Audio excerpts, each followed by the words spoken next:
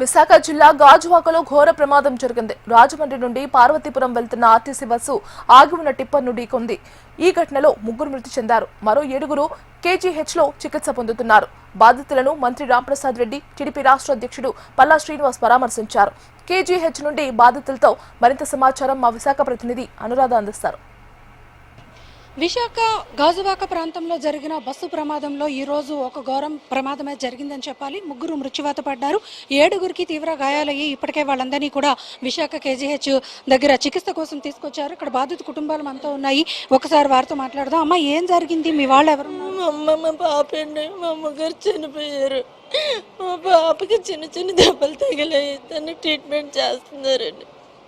ఏం చెప్పారమ్మా అధికారులు, డాక్టర్లు ఏం చెప్పారు? అలా ఆవిడ మరి లేరండి. యాక్సిడెంట్ పాప ట్రీట్మెంట్ చేస్తారండి. బాగానే ఉన్నది పాప.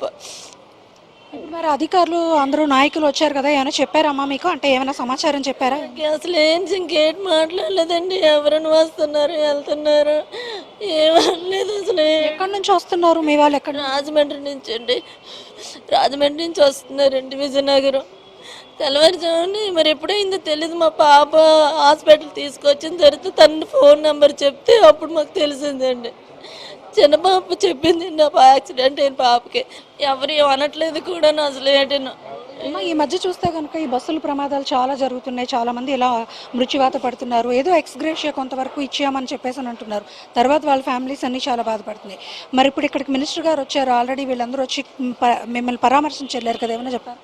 ఎవరేం అనలేదండి. బాధపడకమ్మా, ఏదో నీకు వస్తుంది చెందుతుంది అంటున్నారండి. అంతే తప్ప ఇంకెవరు వెళ్ళి మాకు ఎవరు లేరండి. నేను మా చెల్లి రాజమండ్రిలో ఉంటుంది. నాకు తండ్రి కాదు, అన్నదమ్ములు కాదు, ఎవరు లేరు. మా అమ్మగారేనండి.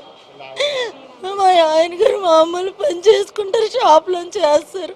ఇది ఇక్కడ మొత్తానికి చూసుకుంటే కనుక క్షతగాత్రుల బాధ అయితే మాత్రం వర్ణనాతీతంగా ఉంది. మృత్యువాత పడిన కుటుంబ సభ్యుల రోదనలు అయితే మాత్రం ఇక్కడ విశాఖ కేజీహెచ్లో ఇప్పటికీ కూడా మిన్నంటుతున్నాయి. ఆ స్థానిక ఘటనలో వాళ్ళు ఆ బస్సు యాక్సిడెంట్ జరిగిన ప్రాంతంలోంచి బయటకు వచ్చినా కూడా వాళ్ళు ఇంకా ఆ షాక్లోనే ఉన్నారు. ప్రస్తుతం అయితే మాత్రం మినిస్టర్ ప్రసాద్ రెడ్డి గారు అలాగే ఇతర నాయకులందరూ కూడా వచ్చి బాధితుల్ని పరామర్శించారు. అలాగే జిల్లా అధికారులు కూడా ప్రస్తుతం ఈ ఘటనకు సంబంధించి ఎంక్వైరీస్ అయితే చేస్తున్నారు. ప్రస్తుతం ఇక్కడ మనం చూసుకుంటే విశాఖ కేజీహెచ్లో బాధిత కుటుంబాల దగ్గర నుంచి వివరాలు అనేవన్నీ అధికారులంతా కూడా సేకరిస్తున్నారు. ఉన్న ఎవరైతే క్షతగాత్రులు ఇక్కడికి చేరుకున్నారో ట్రీట్మెంట్ కోసం వాళ్ళందరికీ కూడా మెరుగైన వైద్య చికిత్సలు అందించాలని చెప్పి ఇప్పటికే జిల్లా ఇన్ఛార్జి మినిస్టర్ డోలా వీరాంజనేయ స్వామి అలాగే ఆర్టీసీ మినిస్టర్ రాంప్రసాద్ రెడ్డి వీళ్ళంతా కూడా ఆదేశాలు జారీ చేయడంతో జిల్లా యంత్రాంగం అంతా కూడా కేజీహెచ్కి వచ్చి ఇక్కడ వచ్చిన ఎవరైతే పేషెంట్స్ ఉంటారో వాళ్ళకి పూర్తి స్థాయి మెరుగైన వైద్యం అందించాలని ప్రస్తుతం వాళ్ళంతా కూడా ప్రయత్నిస్తూ ఉన్నారు. అలాగే ఇంకెవరైనా స్వల్ప గాయాలతో ఇక్కడికి చేరుకుంటే కనుక వాళ్ళకు కూడా బెటర్ ట్రీట్మెంట్ ఇచ్చేలాగా కూడా ప్రస్తుతం ఇక్కడ కేజీహెచ్లో పరిస్థితులు అయితే ఉన్నాయి. అలాగే ఈ బస్ యాక్సిడెంట్కి సంబంధించి ఇంకా వివరాలు బాధితుల కుటుంబాల నుంచి అయితే సేకరిస్తూ ఉన్నారు. వెంటనే వాళ్ళందరికీ కూడా సత్వర న్యాయం చేయాలని